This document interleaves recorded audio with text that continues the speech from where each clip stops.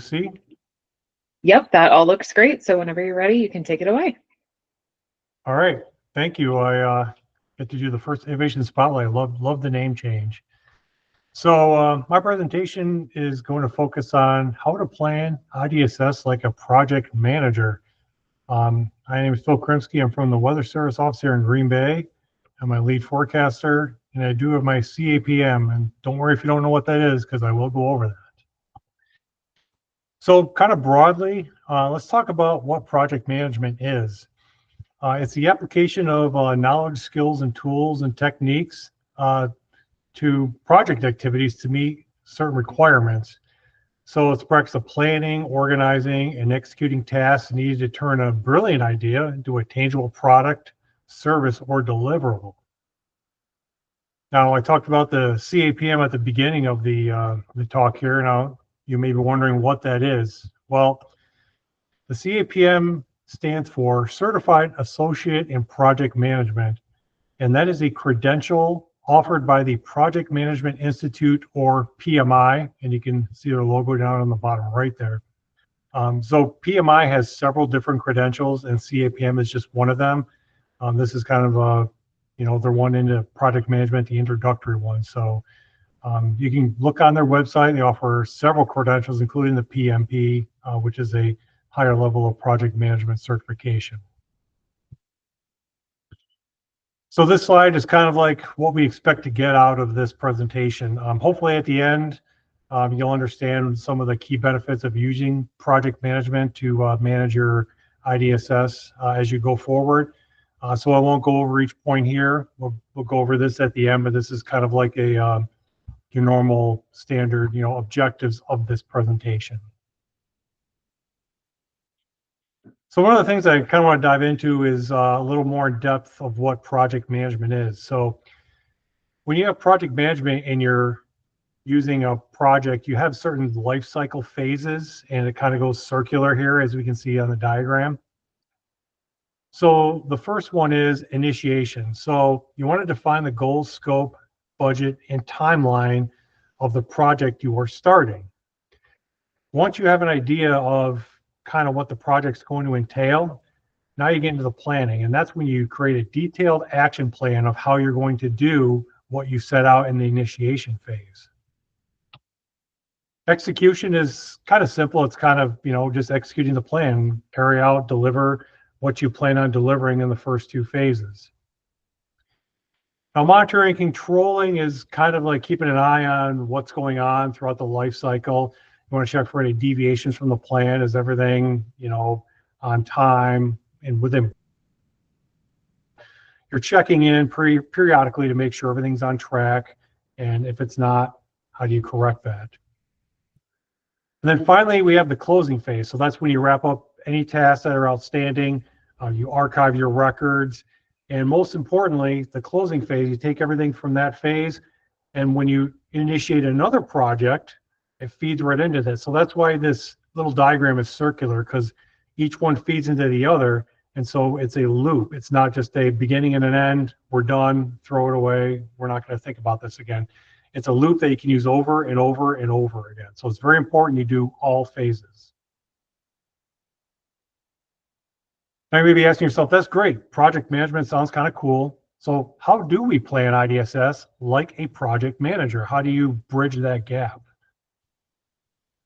So let's take the project life cycle phases for an IDSS event, and we'll take one that we got coming up here in Green Bay, the NFL draft. And so I'm going to use the same phases: the initiation, the planning, execution, monitoring, and closing. And so I'll show you each step and how we apply project management to each step for our IDSS event that we're going to give here in a couple months. All right, so we have the initiation phase. So what this involves is we identify the need for IDSS. Our partners come to us and say, hey, we need IDSS for the NFL draft. Okay. Now we want to send out a call for volunteers. Are the people in the office that want to participate? Do we need to go outside the office? So we kind of get a group of people that are going to help in this project. And from the volunteers, we identify the working group based on everybody's skill set. Are they deployment ready? You know, kind of where they fit in the project. And during the initiation phase, we develop a rough timeline and scope for the IDSS. We're not doing everything here. We're not like doing the nuts and bolts and getting in the weeds at this point. We're just kind of doing a rough timeline like, hey, the draft is coming in April of 2025, and we're going to do IDSS probably in a couple locations. So it's kind of like a broad brush of what's going to happen during the project. The planning phase, as you can see here, lots to do in the planning phase. Not surprisingly, this is the longest phase of the project, and you'll see why. So during this phase, what we're going to do is we're going to have working group meetings. So this is a meeting of the people that volunteered in the office or maybe outside the office to help out in this project or IDSS event. We'll also have meetings with partners. In this instance, we have monthly meetings at the Brown County EOC. As you can see from this chart, not all of the meetings happened because they were canceled. And again, that's kind of our partners are saying, you know, we don't have any updates. We're not going to put everybody in a room for an hour. So, but this is a good way to keep track of things like, you know, what have we done? What do we need to do? What has been canceled? And so these little charts here are a good way to keep track of everything. Some of the other things we need to do, complete necessary training. Do you have people on staff that want to be on site but aren't deployment ready? Some people are deployment ready and maybe they want to do the ICS EOC interface training. So we identify the training that people need to complete in the office based on the needs of the weather service, but also ask our partners, like, what do you think would be a good thing for us to complete before we come on site? And so there's that partnership there of what do we need internally? What do we need externally? Plan that out. What sort of training is available? When is it available? Look at the schedule, figure out who can attend, move shifts around. And so this planning kind of helps that rather than kind of going ad hoc and go, oh, this training popped up. You plan everything all at once, put everything down, and then identify it well in advance. And then exercises. These are really important. We have a tabletop coming up. You want to identify when that is, get as many people to that as possible. Do you need to invoke mutual aid? And so when you put all these in, you can kind of move people around a lot easier when you know well in advance and plan this. And then finally, we have to develop our plan. We have to have a draft plan, and the goal here is to have a draft plan at the exercise in February. And based on input from our partners, then we can develop a final plan. But again, we have to put everything in a list and put it when it's due so that we stick to this. And so there's no surprises and we don't come out with a draft plan a week before the actual draft is taking place. Now the execution phase, it could be really short, but it's really important. And this is when you're going to do all your IDSS. This is where the rubber meets the road. And so the execution phase, now it's time to use your plan. And in the plan, we're going to have who, what, where, and when. Who's going where, what are they doing, where are they going, and when are they going. And so the plan will have everything in there on what people are going to do and how they're going to do it. And so in our plan here, we have on-site DSS for 3 days, the EOC for 3 days, and we're also going to have support from the WFO. So we need to account for those 3 things, get people assigned to each role well in advance. Now the monitoring phase, I know it's after execution, but it's kind of done throughout the whole project. What the monitoring phase basically is, ensure everything is on track. And so these are certain things that are really important milestones that we need to hit, or else this is going to fail. And so you want to develop the draft plan. That's very important. It's currently in progress. Then you want to review it, get a final plan. And so if the project is not on track, you want to catch it as early as possible through monitoring. And then if it's not on track, this is your opportunity to bring it back to compliance. In order to bring it back to compliance, you can do several things to do that. You can adjust the schedule, you can adjust the scope, or you can adjust the resources. And by that, I mean the schedule, maybe you need to move it back maybe a little bit. Maybe the scope, you need to shrink what you're doing.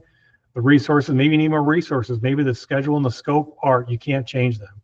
And so if you're running out of time, the other way to take care of that is resources. More resources can make up for a schedule that gets shrunk or a scope that gets bigger. So those three things are very important and very interconnected. So if one changes, the other two probably got to change, or at least one of them has to change, because you can't increase the scope and not change the schedule or resources. It can't be done. So this spreadsheet I created is a way of monitoring the project. And so it's not a difficult thing, but it's something that needs to be done. You need to keep track of what your milestones and goals are. Are you hitting them? If not, why? And what can you do to correct it? And so having a spreadsheet of everything you need to do, when it needs to be done, and who's in charge of it is a great way to kind of keep an eye on the project. And anybody who jumps in, it's great for them too. They can jump in and kind of see where you're at.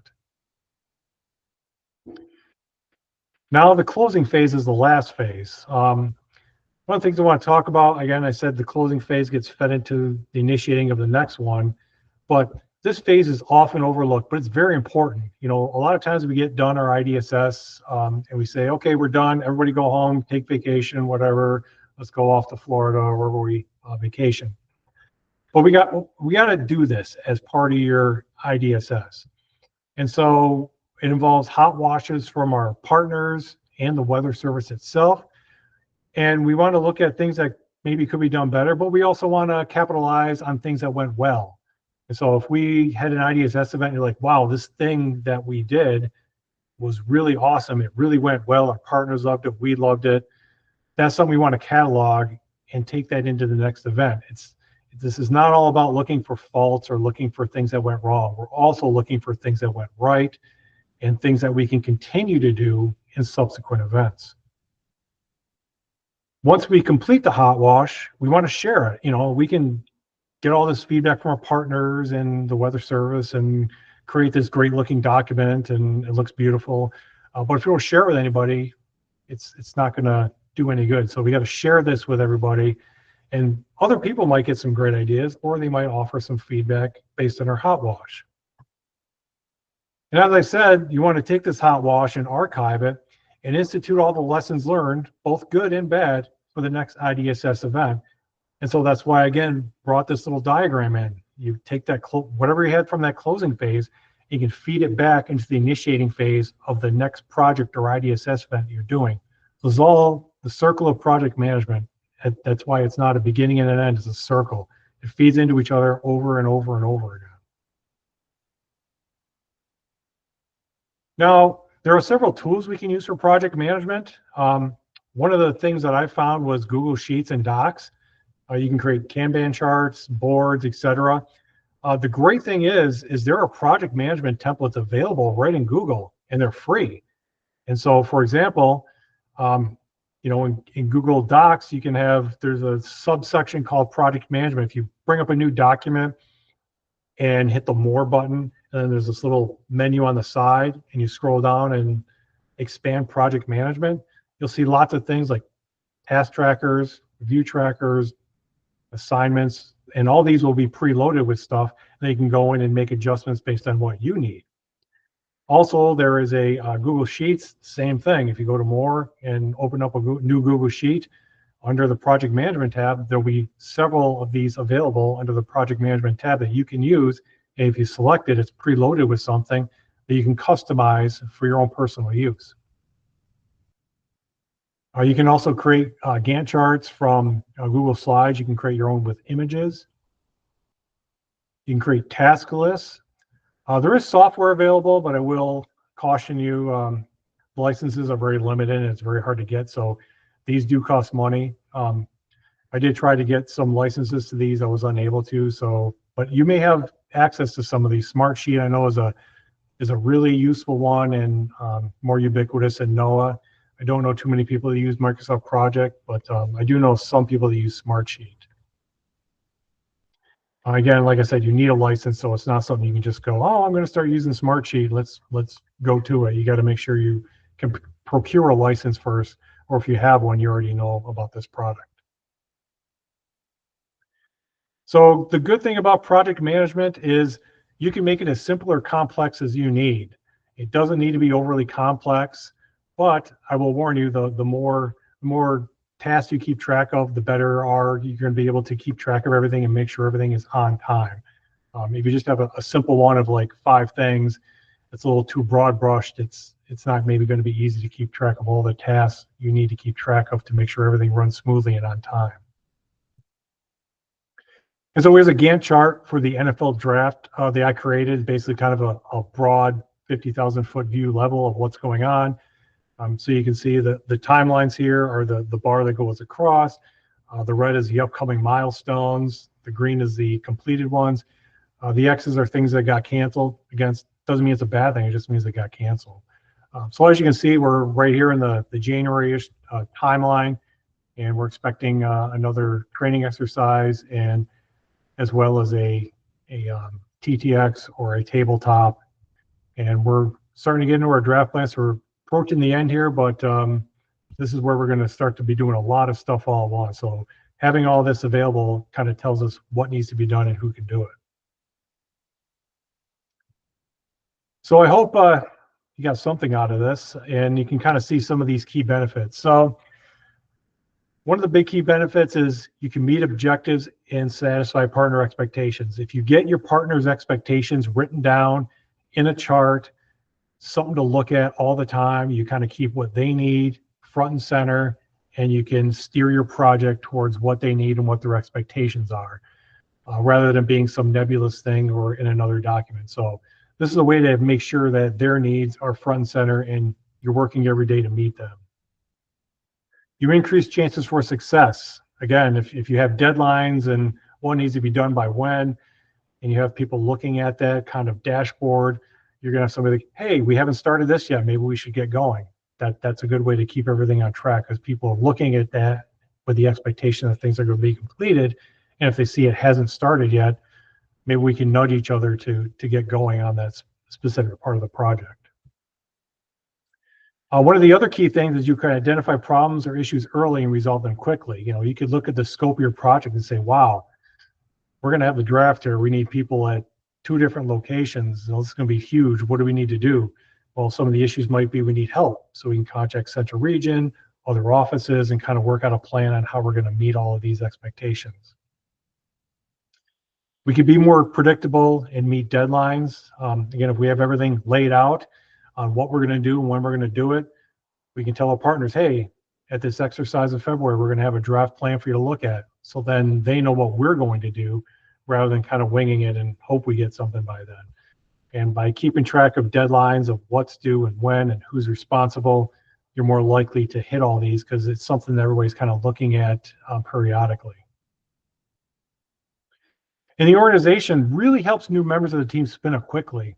Now imagine if you're a person new to the office, or you're one of the newer meteorologists and you want to jump in, say midway through the project, or you're including somebody from Central Region midway through your planning process.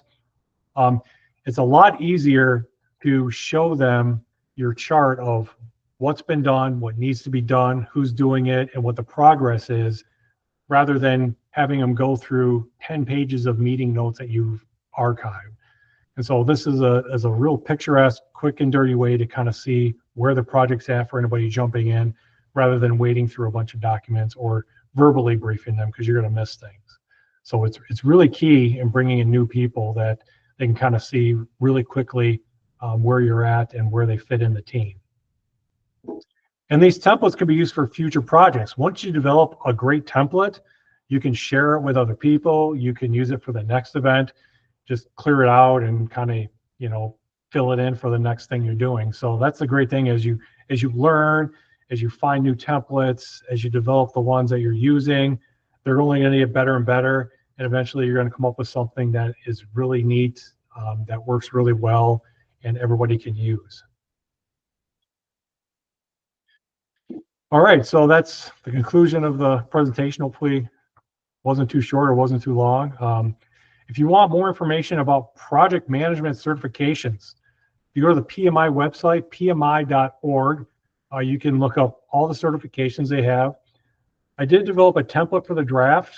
I saved it off, so if you're interested in that, I can share that with you. I did make a link in the presentation. I'm not sure what we do with the presentation afterwards. You can always contact me, phil.kurimski@noaa.gov. If you have any questions about project management, certifications, templates, IDSS, anything, I can help you out. So I'll open the floor for any questions if anybody has them. Awesome. Thanks so much, Phil. And if you do have questions, feel free to just raise your hand or you can type them in the chat. But I'm curious if you can just tell us a little bit about your journey to get your CAPM, like, what motivated you to get it? What's the education look like? Just tell us a little bit about that process. Yeah, I'd be glad to. So it was something that was suggested to me by my MIC, suggested, a project management certification would be helpful in my career. And so I started looking into it and I'm like, oh, this is kind of cool. It's a, solid credential by an accredited organization. And so I dove into the CLC, and if you look, the CLC has a whole menu of stuff on how to get your CAPM. It's a whole course. It's like 35 to 40 hours. And so I took some time in the fall when it's usually quiet up here in the Western Great Lakes, and I took about 2 months of time, and I completed all these modules on, the 6th edition of the, the PMBOK, the Project Management Book of Knowledge. And so as you took those, you're looking at the book and kind of doing side by side. And so that took me probably about a little over a month. And then I bought this book on CAPM certification, and it had test questions in there. And so I took that. And I also bought a test simulator. The test itself is 150 questions, and you're allowed 3 hours. And so it's not something you just want to study for and then take the test, because you need the simulator. Kind of like 3 hours is a long time. 150 questions is a lot of questions. So you want that kind of mindset of, I'm going to sit down, I'm going to do this test for 3 hours, at least a couple times, so that when you go into the exam, you kind of have an idea of what it feels like, how rigorous it's going to be. So again, that whole process in a nutshell took me about 2 full months. But that's a good thing. You can kind of take your time if you want to. You don't necessarily have to cram it into 2 months. And then once you decide you're ready for the test, you go to the PMI website and schedule a test. You can take it either at home or a Pearson VUE center. And so it's literally you're sitting in front of a computer, answering the questions. And then at the end, you get a little pop-up like, congrats, you passed. So it's kind of rigorous, but it's really cool because you really learn a lot about project management. And I know for me, I think it's helped my career. It's helped me kind of manage things a little bit better, and it helps me understand why projects fail. And we as meteorologists try to be really nice people, because let's face it, we're here to help people. The reason we got in this profession was we want to help people. And so one of the biggest mistakes we make as those kind of people is, somebody comes to you with, oh, I want to increase the scope, I want to do this, I want to do that. And what's your first reaction? Sure, I'll do it. Sure, I'll do it. And so what you don't realize is doing that increases your scope, and all of a sudden you're stretching everybody thin. You got to really think, can I do this? Should I do this? And a lot of times the answer is yes, but you got to figure out how to do it. So that could be a big problem in project management. I see why some projects fail and you don't meet deadlines and things get extended, because we're constantly just, increase the scope without thinking about the resources that are involved or the budget or whatever.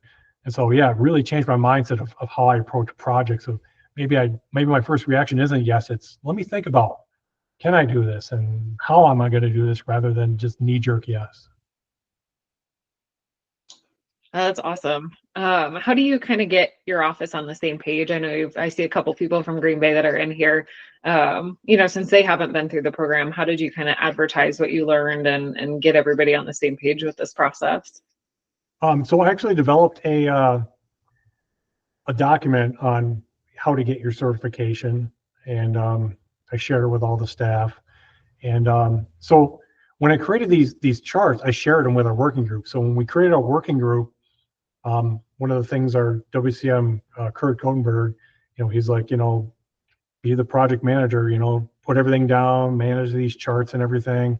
And so when I did that, I kind of let everybody know, hey, here we are, here's our charts.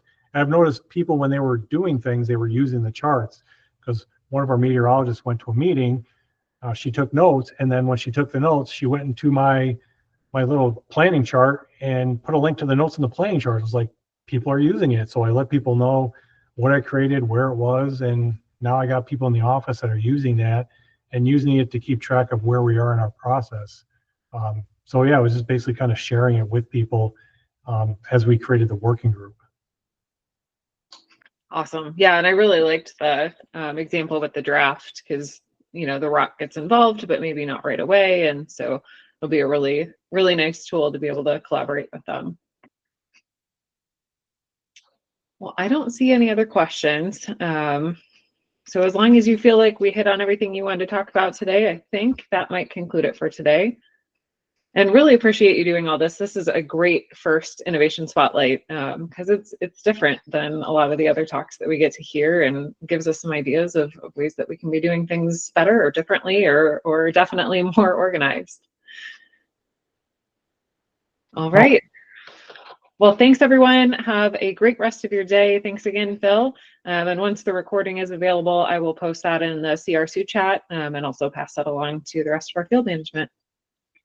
All right, thank you, Jenny, and thank you everybody from Central Region.